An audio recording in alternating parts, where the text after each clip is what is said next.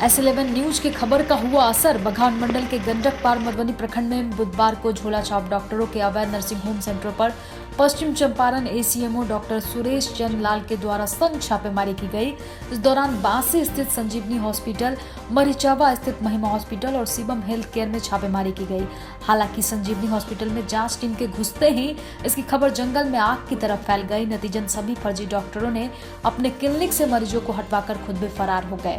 वहीं ACMO ने बताया कि संजीवनी हॉस्पिटल को सील कर दिया गया है और उसके संचालक के विरुद्ध FIR दर्ज कराई गई है। उन्होंने बताया कि जहां भी अवैध नर्सिंग होम संचालित होने की खबर मिलेगी त्वरित कार्रवाई की जाएगी। दर्जनों अवैध नर्सिंग होम संचालन किए जा रहे हैं, सभी पर छापामारी की जाएगी, सही कार्रवाई किया जाएगा। इस तरह का अवैध जो नर्सिंग होम चल रहा है वो बर्दाश्त नहीं किया जाएगा। तमकुआ में भी चल रहा है सर, मीडिया में भी आई थी, खबर भी चली थी।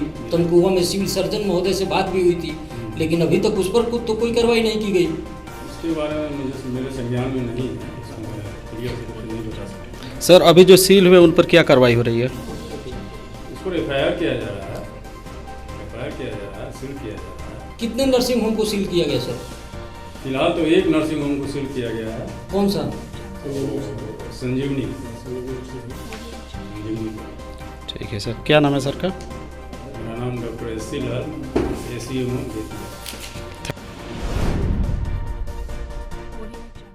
मझौलिया अंचल के महना मौजे के निनवलिया गांव वार्ड नंबर 7 में अतिक्रमण से मुक्ति के बाद दोनों पक्ष आमने सामने हो गए और दोनों गुटों के बीच जमकर पथराव हुआ। पथराव में कई लोगों को चोटें आई है। इस घटना के बाद निनवलिया गांव पुलिस छावनी में तब्दील हो गई। मुफसिल थानाध्यक्ष उर्गनाथ झा ने बताया कि किसी अनहोनी की आशंका से पुलिस बल को तैनात किया गया है।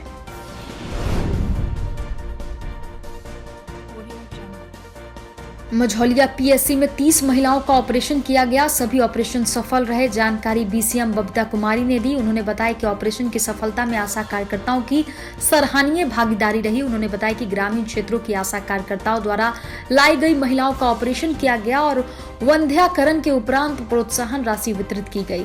उन्होंने बताया कि प्रभारी चिकित्सा पदाधिकारी डॉक्टर सलाम की टीम ने सफल ऑपरेशन किया। उन्होंने बताया कि ऑपरेशन में सोशल डिस्टेंस मेंटेन किया गया। साथ ही ऑपरेशन के लिए लाई गई महिलाएं और उनके परिजन को मास्क का उपयोग करने की नसीहत दी गई। रजिस्ट्रेशन काउंटर पर प्रतिनियुक्त कर्मी को निर्देश दिया गया कि बिना मास्क पहने कोई लाभार्थी अगर काउंटर पर आता है तो उसको मास्क पहनने के लिए प्रेरित करे। स्वास्थ्य प्रबंधक कुमार विशाल ने बताया कि बगैर मास्क पहने अगर कोई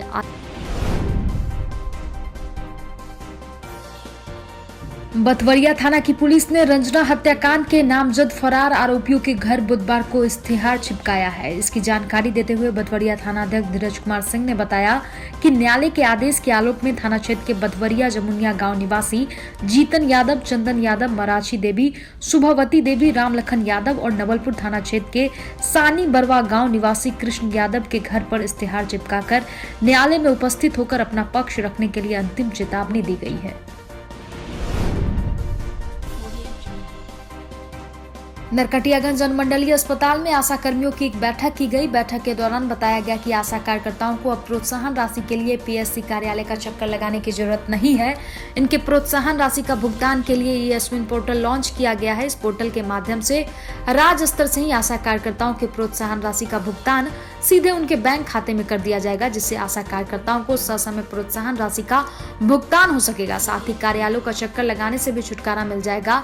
इसके लिए सभी आशा कार्यकर्ताओं को अपने कार्यों से संबंधित ब्यौरा ESWIN पोर्टल पर अपलोड करना होगा। ESWIN पोर्टल के माध्यम से आशा कार्यकर्ताओं को प्रोत्साहन राशि का भुगतान के लिए सभी आशा कार्यकर्ता, ANM और आशा फैसिलिटेटर BCM को जरूरी प्रशिक्षण दिया गया। पोर्टल के माध्यम से भुगतान के लिए समय सीमा भी निर्धारित कर दी गई है ताकि प्रोत्साहन राशि के भुगतान में पूरी पारदर्शिता बरती जा सके।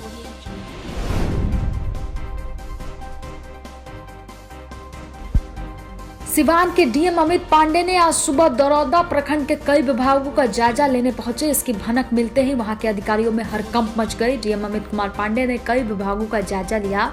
साथ ही कई दिशा निर्देश भी दिए। जब डीएम साहब दरौंदा के सरकारी अस्पताल की जांच करने के बाद अपने काफिले के साथ जा रहे थे, तभी अस्पताल के बाहर कुछ महिलाओं ने डीएम अमित कुमार पांडे की गाड़ी को रोक दिया। कुछ देर बाद डीएम साहब अपनी गाड़ी से उतरकर महिलाओं की परेशानी को विस्तार से सुने। वहीं इस मामले में मिली जानकारी के मुताबिक पांडेपुर पंचायत के वार्ड नंबर 3 में नल जल योजना को लेकर 2 गुटों में जमकर मारपीट हुई थी, जिसमें तारकेश्वर भारती नाम के एक व्यक्ति घायल हो गए थे।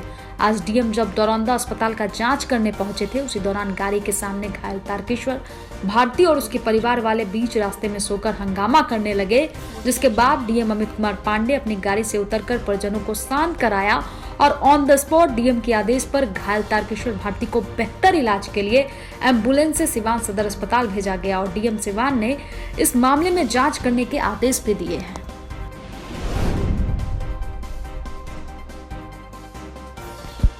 पटना सिटी के अगम कुआ स्थित राजेंद्र स्मारक चिकित्सा विज्ञान अनुसंधान संस्थान में चोरों का आतंक है।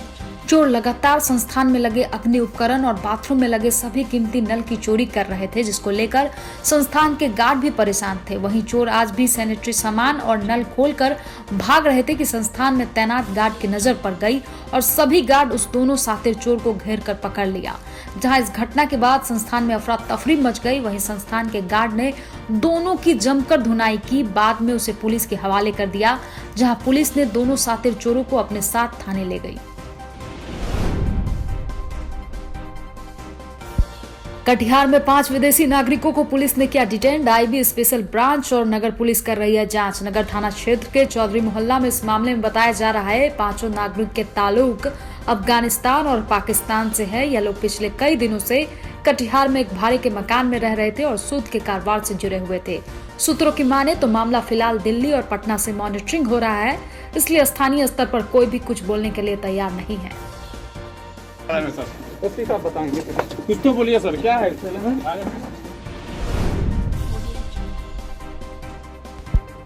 पश्चिम चंपारण के बेतिया नगर परिषद के कन्या अभियंता संजय सुमन के बेतिया आवास सहित 3 ठिकानों पर चल रही है निगरानी विभाग की छापेमारी। डीएसपी के नेतृत्व में चल रही है छापेमारी।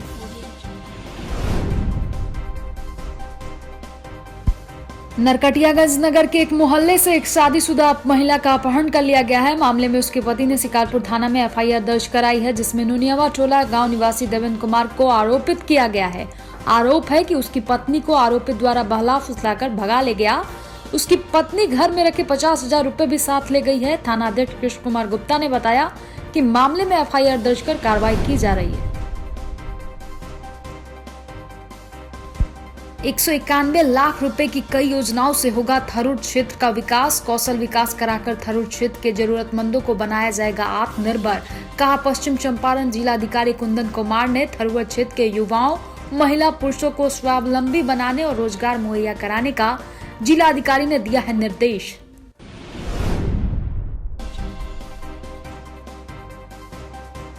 पश्चिम चंपारण के बेतिया जिला का जिला परिवहन विभाग हमेशा से ही दलालों और बिचौलियों से चर्चित रहा है। आपको ऑनलाइन के जमाने में आज भी बिना बिचौलियों के आप कोई भी अपना लाइसेंस और अन्य कार्य करने में असक्षम ही रहेंगे। जिला परिवहन विभाग के अधिकारी स्वयं दलालों और बिचौलियों को अपने साथ लेकर घूमते नजर आएंगे। यहाँ तक कि जब आप मोटर वाहन चलाने की टेस्टिंग में भी जाएंगे तो आप MBI के साथ वैसे लोगों को उनके आसपास खड़े होकर परिवहन विभाग का कार्य करते नजर आएंगे। इन बिचौलियों में सबसे पहला और बड़ा नाम है राजीव कुमार सिंह उर्फ राजू। इन महाशय के बिना MBI साहब तो एक कदम भी नहीं बढ़ते। जहाँ जहाँ MBI वहाँ राजीव कुमार सिंह उर्फ राजू। वाकई यदि राजीव कुमार सिंह ना रहे तो जिला परिवहन विभाग का कार्य ही अधर में पड़ जाएगा। चाहे वाहन चलाने की टेस्टिंग हो, चाहे वाहनों की जांच बिना राजीव कुमार सिंह के नहीं हो सकती। ऐसे परिवहन विभाग में यह अकेले नहीं है, और भी बिचौलिए हैं जो कैमरा देखते ही खिसक लिए। उक्त संबंध में जब जिला परिवहन पदाधिकारी राजेश कुमार सिंह से संपर्क किया गया तो कैमरे पर बोलने से इनकार कर दिया गया और मौखिक ही बोलने की बात की। जब राजीव कुमार सिंह के संबंध में पूछा गया कि क्या वो परिवहन विभाग के कर्मचारी है तो उन्होंने बोला नहीं है। तो उनके परिवहन विभाग के सभी कार्यों में उपस्थिति कैसे और क्यों होती है, तो वो बोले मेरे साथ तो नहीं रहते, और यदि MBI के साथ रहते हैं तो मैं पूछताछ करूंगा। जिला परिवहन पदाधिकारी के गोलमोल जवाब से यह स्पष्ट तो हो रहा है कि उनके संज्ञान में सभी मामले हैं, परंतु बेतिया जिला परिवहन विभाग पूर्व से ही बिचौलियों के सहारे ही चलता रहा है, तो आज कैसे अपने पैरों पर खड़ा होकर स्वयं कार्य कर पाएगा।